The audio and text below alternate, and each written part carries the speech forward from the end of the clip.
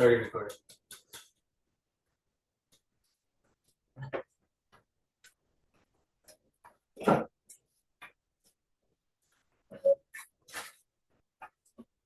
Good afternoon, everybody, gentlemen. This is Mr. Jacobson, Mr. Alexander. I really appreciate your time, both you being here today, because as you're looking at the documents that are on your screen and the ones that are here on the table for y'all, we are going to be, myself as an instructional leader of this campus, I want us to reevaluate some of these documents we have in here and some of the information that we collect, interpret, and that we act upon the data that we gather from these different type of classroom walkthroughs. So we're going to design a walkthrough form, and that's the reason as for why we have these different types of forms from different districts. And the one that we design is going to actually reflect not only high expectations, but also the diverse instructional realities of our school here at Irvine High School. Very special, unique campus, very different demographic from many other schools here in El Paso. So our goal at the end is to create a one-page, efficient type of form that can truly inform professional growth to each one of our awesome teachers here at Irvine High School. All right. And I honestly think that it's a timely conversation. Too often, walkthroughs like these are either overly simplified or bloated with checklists that aren't meaningful enough or include a lot of things in conversation.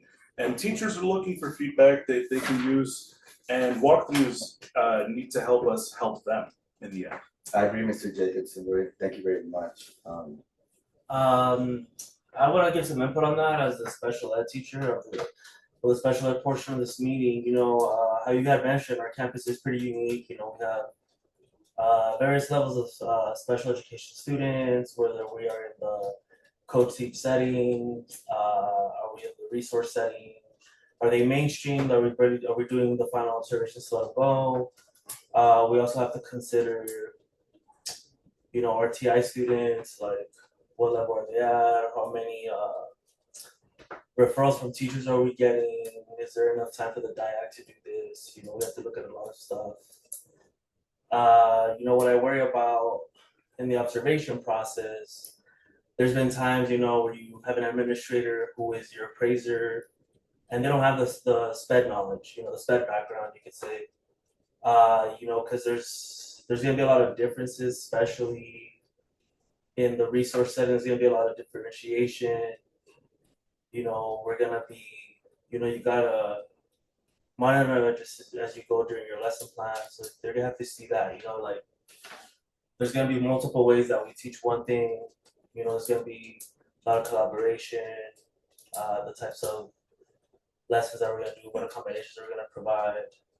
Sometimes we do need behavior support, as you know, our back unit, which does have our behavioral students, at times do have very challenging days.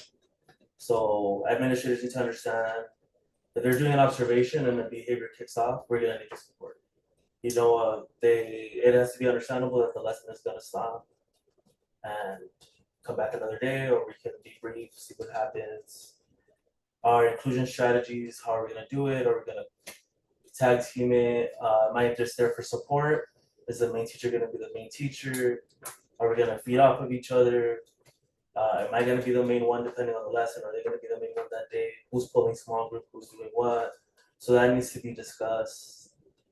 I guess if it's a form evaluation, I guess prior to it, like this is what you're going to see in the classroom when you walk in. This is how we co-teach. This is how my resource class runs. This is how the back kids are rewarded, type of thing.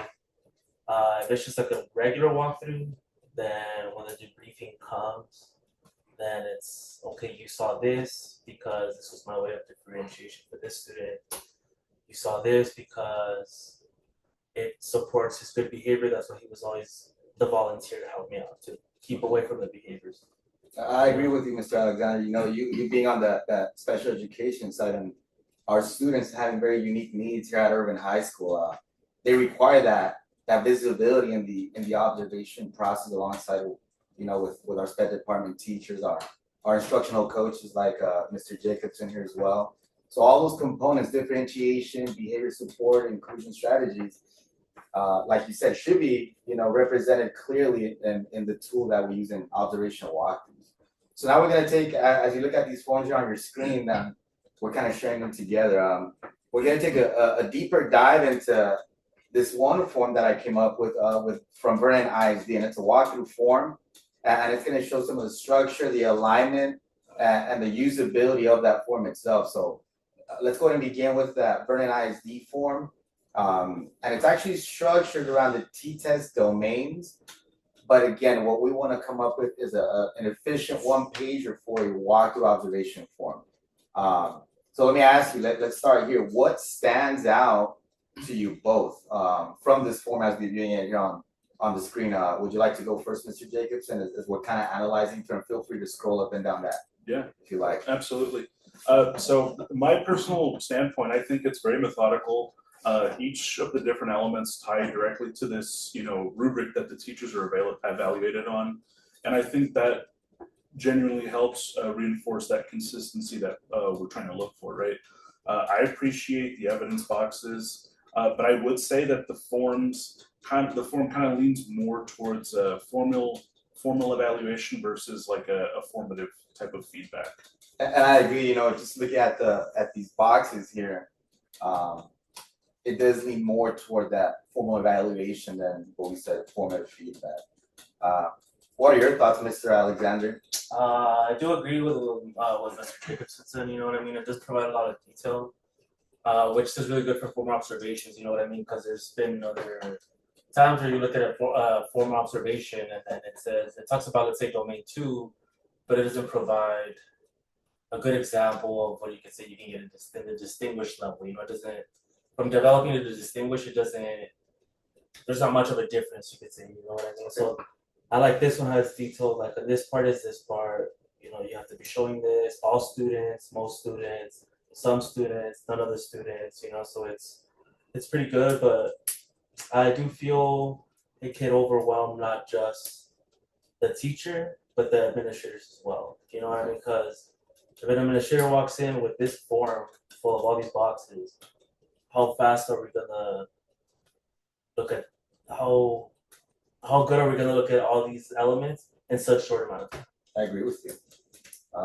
Yeah, there's definitely no prioritization of what's essential to capturing just a short minute spot check walk in 10-15 minutes. So maybe have one that's like a formal one, where it provides the complete detail, and then maybe try to come up with one that's the semi walkthrough, just a quick brief in 10-15 minutes. Maybe have a form like that, but concise it, but it also mirrors a formal observation. Yeah, I completely agree. I think that if we're using this for the frequent observations, it needs to be more actionable and more easy to navigate overall. And I think we should be able to pull all of its strengths, alignments and evidence, but streamline the rest of it. Good, yeah, and I agree with that. Just like Mr. Alexander said, I agree, Mr. Jacobson. So I'm gonna go and scroll up, and the next page that I shared with you guys, or the next form, it's another form. It's the next gen form, and we're gonna go ahead and analyze it. It's the Lago Vista next gen form, like I mentioned. So this one shows a little bit of a difference from the first form that we looked at.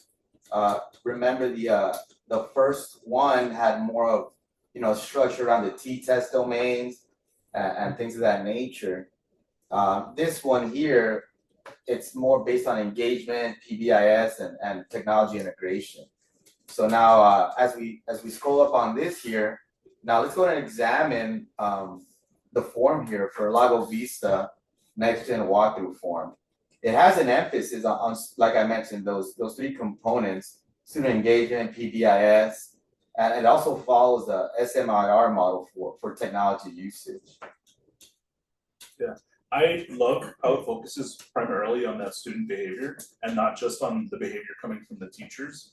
And that engagement scale, I feel like it gives us the language to differentiate between both passive compliance and active learning as well. I do see its positives there, which is also, where the students are collaborating with each other, it provides them ample time to talk. I do like, of course, the engagement part of the students being engaged. But there's times where that could come back and not look good. Maybe the kid is having a bad day, so they're going to be a little bit disengaged. So we need to be able to provide, back when we have our debrief, be able to provide that information back.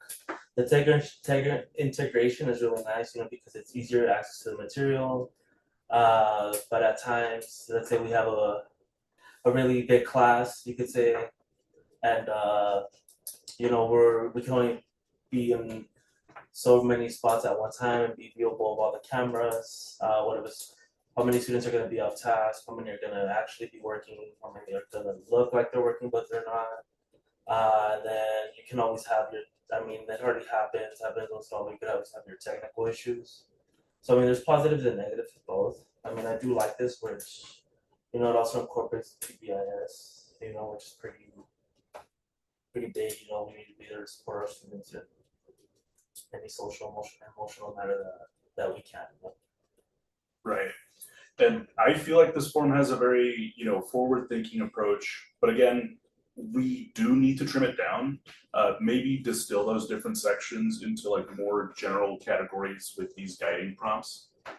Yeah, that's a very good point, and both a little too long in length.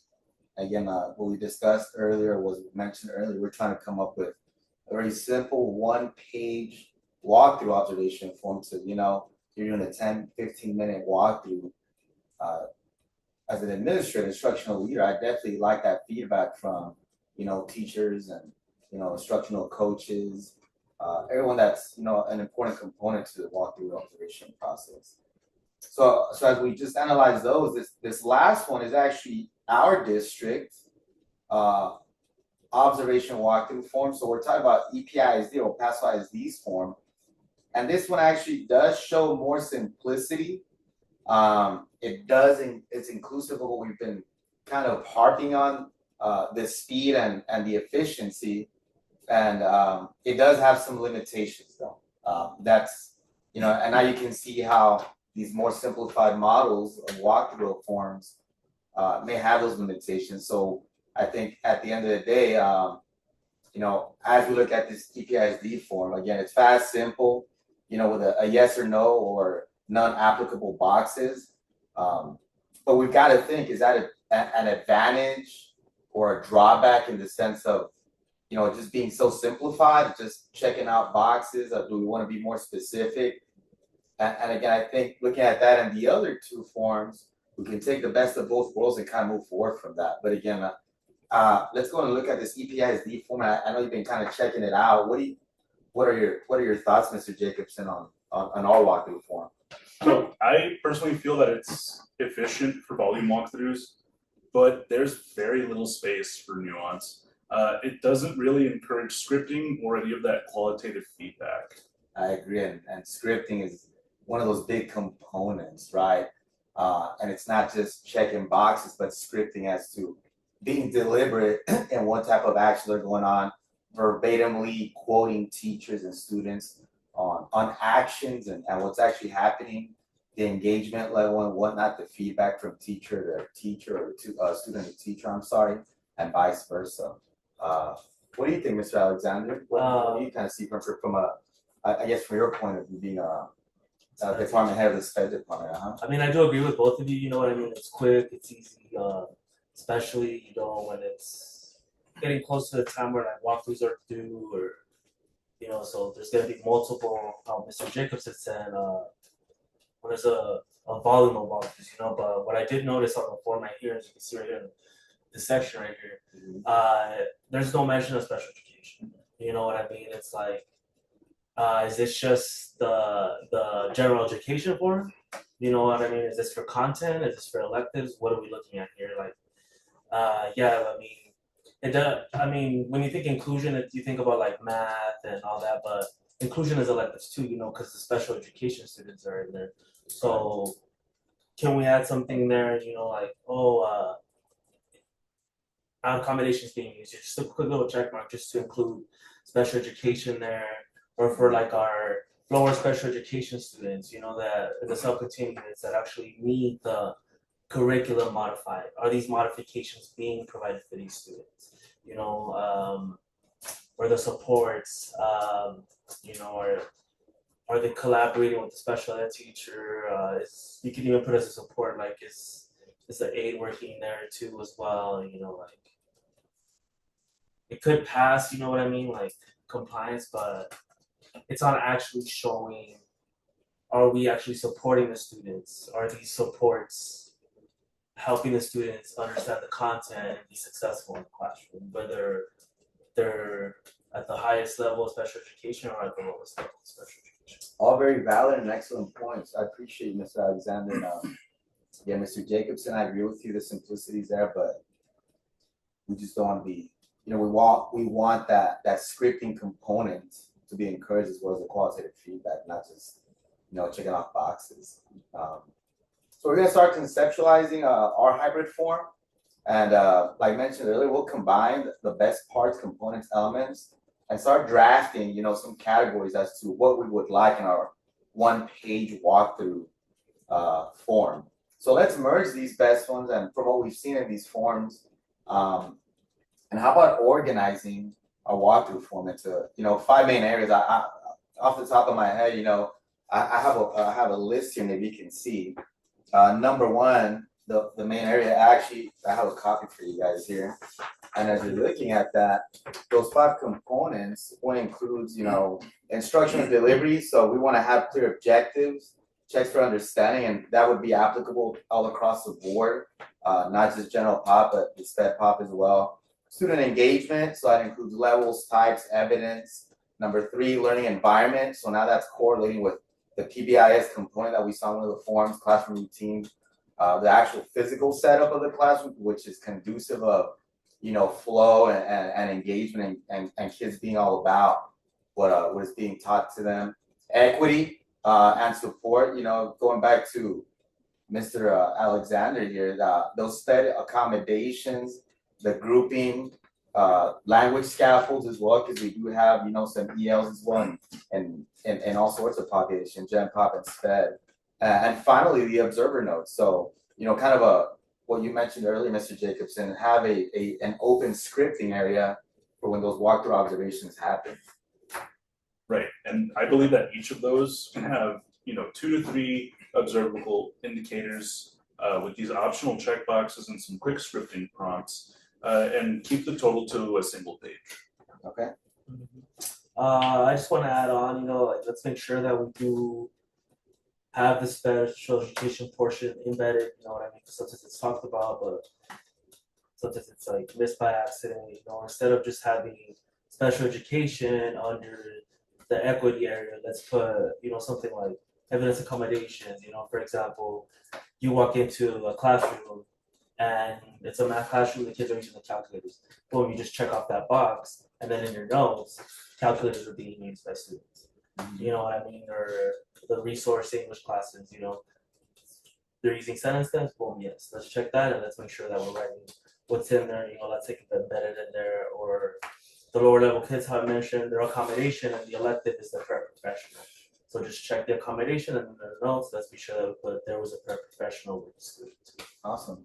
So I like all that feedback, and as I'm taking note of that, along with those 5 components and main areas, I like to kind of also integrate, that visual design and the usability. Maybe include some symbols, colors, anchors. So we're looking at the form here, and the notes kind of jotted down. Let's consider how the form will be used. Do we need visual cues like icons for quick reference? And again, that's just kind of going back to the symbols, the color coding, the anchors, the design of the usability of it. Right. I feel like we could use colored brands or icons for each category. I feel like that helps the observer focus and allows teachers to immediately recognize these focus areas. You know, and I know I'll add on to that, like every let's say administrator might look at student engagement a different way, or they might look at the learning environment a different way. So let's just put a little example there, you know, to help the administrators, I guess, know what they're looking for or what they might see. Like for under student engagement is were the kids active, or they when the teacher's like, go ahead and talk about this. Was there dialogue happening of the actual content, you know, was there critical thinking questions being asked, open-ended questions, you could say? Was there closed questions? Sometimes those are needed as well. The learning environment, you know, were the expectations posted on the classroom or procedures? Were the kids able to transition well? Do they understand the routines? You know, all right, let's move on. And then are the kids? Do they know what to do? Or if you're in there at the beginning of the period, as soon as the kids walk in, do they understand the classroom routine or how to get them? Excellent, and I agree with all those components, still simple to the point, but, all that we've been discussing, what we want as of a, I guess, quote unquote, our perfect type of walkthrough form that fits our populations here at Urban High School, So we're gonna go ahead and build that sample walkthrough, kind of like a scenario type, using the draft format. And if you click on that other tab, and I gave you those copies, hard copies. We'll use that sample walkthrough, scenarios, draft format. So let's walk through that sample scenario, and let's just say it's a 7th grade math class. Students working in pairs solving equations, all right? Mm-hmm. So let's use that scenario. What do you think, Mr. Jacobson? All right, so instructional delivery, the objective is posted, teachers circulating, prompting questions. Engagement, most students are active, one group is off task, and that should be noted. Okay, I agree with that. I guess you could say for accommodations, support.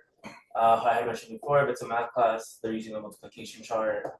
If it's a lower level class, or even base 10 blocks, if it helps them better at the higher levels, are they using manipulatives? Make sure that these accommodations are not just visible to you, but they're visible in the classroom. You know what I mean? The student knows where they can go and obtain their accommodations. Yeah, most definitely. And just kind of very short meeting. I didn't want to take your time. I know we've got you got your conferences, some classes coming up, but in hindsight, I'm thinking of kind of finalizing the plan for piloting. In the next weeks or so, what our next steps would be. And some reflection, let's kind of think of what we've discussed throughout this meeting. I think so far it's been good. So this has been an excellent session, in my opinion. I hope you feel the same. And I'll take your notes. I know we've been kind of jotting the notes. I'll take yours. I'll watch mine, and and kind of create a draft from all this upcoming weekend. Mr. Alexander, would you still be open to pilot the observation next week? I know we talked about it outside of the meeting. Would you be all right with that? Yeah, of course. Just let me know what period you'd like to come in. I'll design a lesson, that has collaborative stations. Make sure the accommodations are visible, whether it's calculator, rulers, multiplication charts, anything that's needed, for the lesson. Any visuals or anything as well. Yeah, and I'll join the pilot to offer that second perspective, and afterward we can hold a reflection meeting and make revisions on that.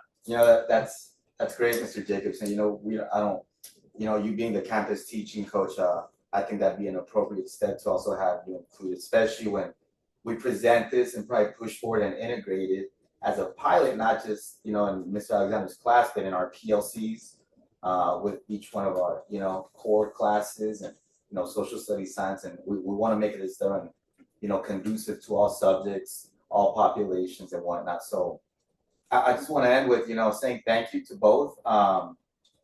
We're just not creating a document, in my opinion, but we're creating a shift in how how we're supporting and empowering instruction, both teachers and as well as students.